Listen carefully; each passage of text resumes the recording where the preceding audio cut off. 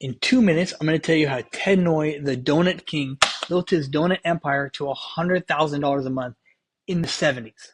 He realized one really important thing at this time. He was at his capacity. He had two donut shops. In order to grow or do anything more, he needed to pull himself out of the business a little bit. So on the third acquisition, he put somebody else in to be the operator. He was able to step out and be more of an advisor. He got his systems in place. He copy and pasted this strategy, kept putting people in as operators, and then he could make money basically by doing nothing other than growing the business. But how did he acquire all of these different donut shops? What he did was not being done at the time. It's done all the time today in small business acquisition, but at that time, nobody was really doing it. Creative financing. So instead of the seller getting a lump sum from a bank loan, the sellers were acting as the bank. This is called seller financing, or sellers carrying the note.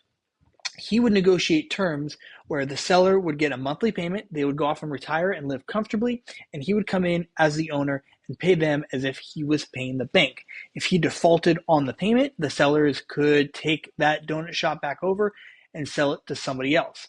It was a win-win for the sellers. He came in, got those terms, and was able to get a whole bunch of donut shops with very little down.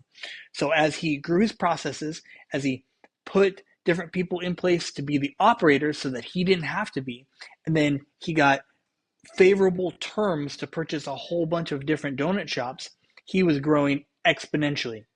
But what was the value that he added? He didn't come in and do a whole bunch of crazy things and change everything up. He did two main things. One is he baked small batches of donuts throughout the day so that that acted as its own marketing. People would walk by, they'd smell the donuts, and they'd go right in. And two, he used higher quality ingredients so that the donuts tasted better. Through efficient operations, creative financing, and simple value add, Ted Noy was able to grow his donut empire to take over Southern California.